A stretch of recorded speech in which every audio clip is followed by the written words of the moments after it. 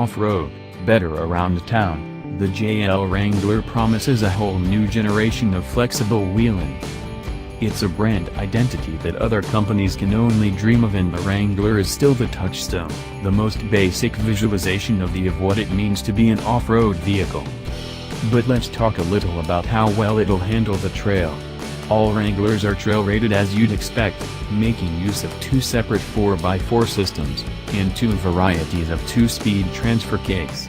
On the basic level you're looking at the command track setup with a 2.72:1 low-range ratio, and solid Dana axles front and rear.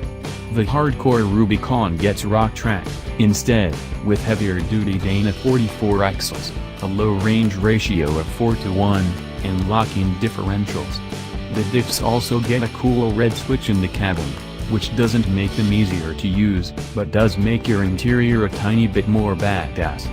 The Rubicon also gets electronic sway bar disconnect, and a crawl ratio of 84.2:1, that's with the 6-speed manual. 8-speed auto versions have a 77.2:1 ratio. The JL Wrangler has also upped its game with approach and departure angles of 44 and 37 degrees, respectively, a breakover angle of an almost improbable 27.8 degrees, and 10.9 inches of ground clearance.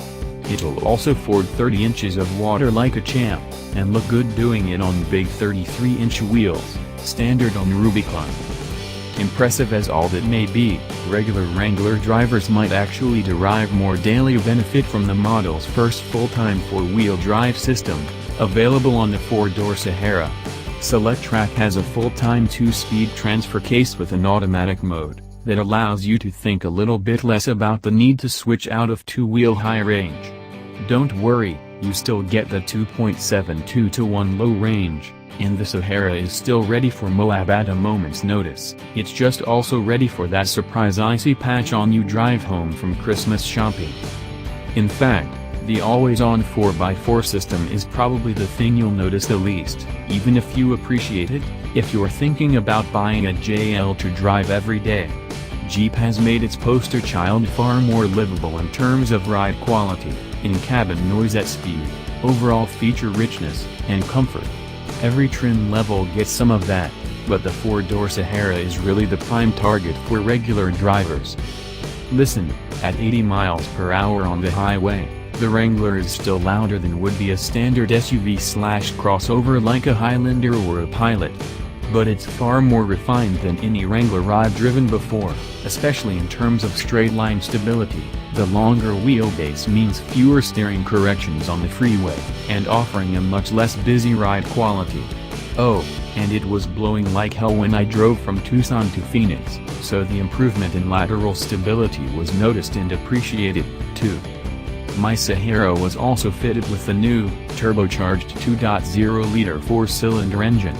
With outputs of 270 horsepower and 295 pound-feet of torque, it's the initial acceleration, stoplights and such, that really benefit versus the base 3.6-liter V6, with 285 horsepower and 260 pounds-to-foot. If I'm honest, I don't see a huge advantage in the 2.0T, considering it'll be the upsell engine, except for fuel economy.